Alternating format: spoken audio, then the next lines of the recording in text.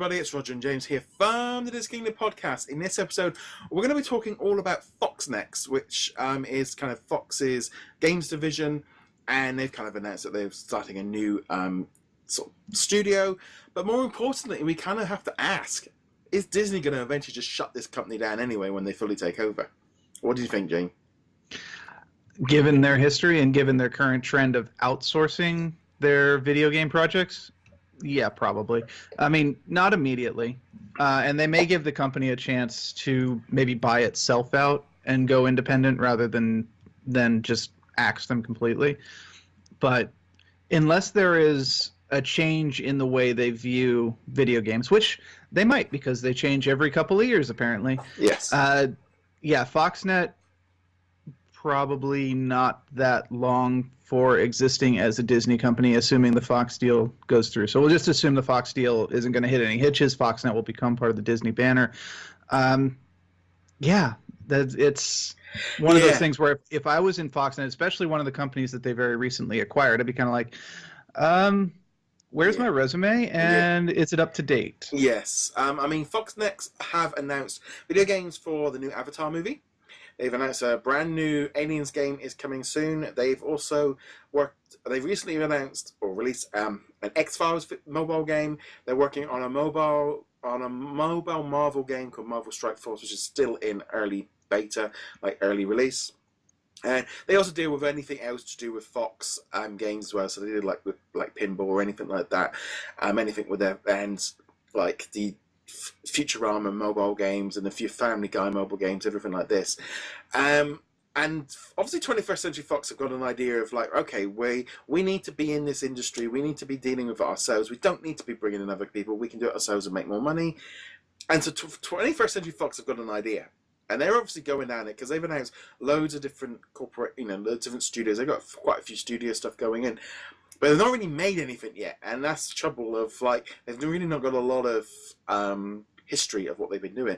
So 21st Century Fox might be allowed to carry on for a few years after the buyout. That's kind of being given a bit of grace by Disney of like, well, prove us, while we shuffle everything around, work out where you come. But in the long run, Disney's have got such a bad reputation of not understanding the video game market. Oh yeah, they don't understand it at all, and heck, even the whole controversy with the loot crates in Battlefront 2, they didn't really grasp what was going on. They just knew people were pissed. So, yeah, they might give FoxNet some autonomy, but if it comes down to the point where one of their budget analysts is looking at it, what is this FoxNet? Why are we putting blank millions of dollars into this? What are they contributing? Oh, they're doing video games? We're outsourcing our video games. Yeah. Boom. So, well, that's the trouble. If this then, it depends whether or not like FoxNext stays under like the movies division or if it gets moved under consumer products. I mean, they might even go, if these games do really well and do very profitable, it might be a catalyst that changes Disney's back into going, okay, we've got a few studios, let's get back into this. It could go that way. It could very easily go in one direction, but Disney's got such a bad reputation for buying studios and closing them off and selling them off and stripping out assets. And they're in a mode where they're going to their licensing. They treat it like they would do a toy company. They go to Hasbro, they go to things in the same way they go to EA, Activision, Capcom, and let them make the games and just take a little bit of license fee off the top. Yeah, a little bit of a license fee off of the... Yeah, we'll assume it's a little license fee and be generous here. Yeah, and the other thing you got to worry about, you mentioned this earlier, is that FoxNet actually hasn't made a game yet. They've got a couple in soft launch for Android and iPhone, but they haven't actually released a game yet. And they haven't released a computer console game, which is even more important. They've got a new VR Planet of the Apes game coming out in April. Well, we'll have to see how that is, because...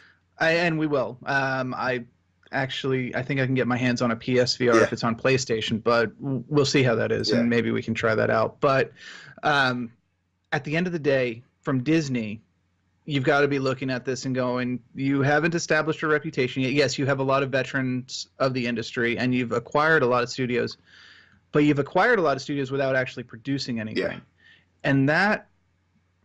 I don't know the official business term, so someone, if they want to jump in with the comments, they can throw that out there. But it's too great of an expansion with no product to prop it up, and their first product, their first real product, has to be a home run, or else, even taking Disney out of the equation, I'd be like, you guys really need to take a careful look at what you're doing, because if you can't make money off of this first product after expanding the way you have, that could be a very serious problem. Yeah, I think as well. I think because we've seen so many companies go under and stuff, and just wait, they get melt down with the things of, we've got a new Alien first-person shooter coming out, great, but there's that kind of thing of, if it's all being done in-house, the infrastructure coming in from anywhere else. Whereas if it's when you have a different game come out, like Wolfenstein or something like that, that is completely under their banner and they've got more control. Or do they, the days of just churning out licensed games that are bad seems to have kind of gone by the wayside, but at the same time, there's a hole in the market for it. But also, just having a license doesn't mean anything on anymore, but at the same time, it still has a power. An Alien shooting game would appeal to me more than Anthem would do. Instantly, there's that thing of, Anthem versus Aliens. My mind will instantly rotate. Aliens it's got a something in my brain already, whereas Anthem is a new franchise or something like that I don't know about. I would also argue against that because, we had the whole Battlefront 2 controversy. If Battlefront did not have the Star Wars name attached to it, that game would have just been straight up dead. It would have been a footnote. They tried to do this heavy monetization scheme. Actually, it probably wouldn't even have been a footnote because it would have just been dead in the water. And people are like, look at those idiots trying to launch a game with paid loot crates, because those games are everywhere. But the fact that it had Star Wars meant it made the news. It's still alive. It still made a profit. It's just not the profit that Disney and EA wanted. No. And I think we're going to talk about that even more. I think we're going to be talking about Star Wars Battlefront 2 next week, because the patch or the big update comes up during this week. So by the time this podcast goes out, it'll probably be up. But I wanted to kind of play it over next weekend and see what the differences are before we kind of jump into it. Yeah, but kind of big changes coming to that game as well. But I think as a whole, FoxNet, I'm really excited to see what they're doing, because I think it's almost that kind of thing of like, you feel like this is what Disney should be doing. And, Disney turning and going, we've got this game in development and we've got this game. And it's like instantly when FoxNext announced Avatar, even before we knew about the 21st Century Fox, I was like, I'm interested in this game. You've put Avatar in the theme parks. It's now technically a sistery kind of project that's going to be excited about, like, Disney fans. So I've been looking forward to it. It's just going to be like, can you match up? Because the video game world is a lot tougher, because there's a lot of competition. There's some great games out there, and people won't pay for mediocrity when there's so much good stuff out.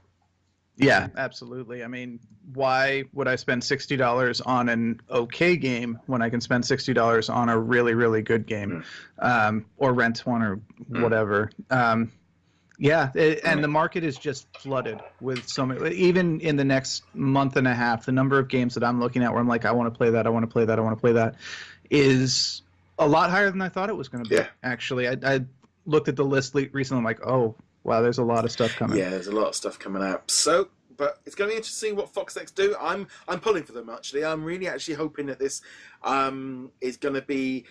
I'm hoping that these games that they're announcing are going to be good. I'm hoping that they kind of allow Fox to kind of try this out and maybe view it as a bit of a trial, see what they can do with it.